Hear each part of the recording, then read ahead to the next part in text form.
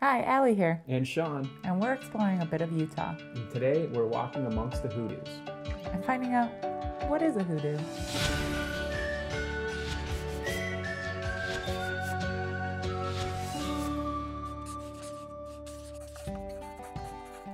Just 72 miles northeast of Zion National Park lies Bryce Canyon. This national park is not really a single canyon, but rather a series of natural amphitheaters carved into the edge of a high plateau. Bryce Amphitheater is the most popular as it is home to the largest concentration of hoodoos on the planet. Hoodoos are irregularly eroded spires of rock, each more unique than the next. Kinda like snowflakes, but thousands of years old and not as much fun to catch on your tongue. We were heading to Bryce along Route 9 through Zion National Park. That road alone is worth the drive and warrants a few stops. As we approached Bryce Canyon, it was hard to prepare for the sight we were about to take in. But as soon as we approached the viewpoint, it was impossible to keep our jaws from dropping.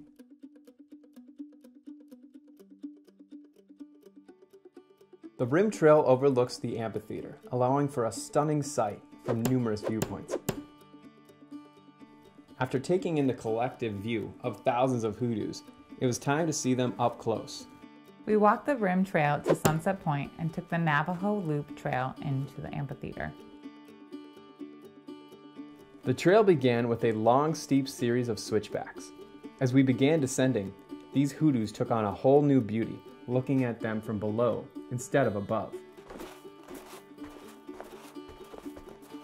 Before long, we were down at the bottom of the switchbacks, craning our neck up, and the towering hoodoos formed a narrow path in front of us. But on the other side of that narrow path, the forest of Bryce came to life as the greens of conifers popped among the hues of brown and orange in the rock. We came to find out that while summer sees temperatures in the upper 80s and 3 to 4 inches of rain, Bryce can get up to 18 inches of snow a month in the winter. And that snowmelt is just about all that these trees need. As we ventured out the back side of Bryce Amphitheater and out of the hoodoos, we could see the terrain spread out to the east. But with our time at Bryce coming to a close, we began looping out of the canyon, remembering to turn and look back every once in a while.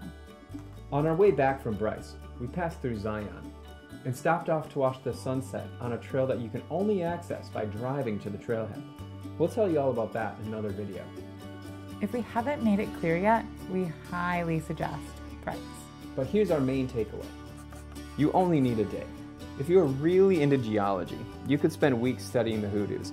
But for the average visitor, a day is all you need. But again, totally worth it for the incredible vistas and unreal rock formation.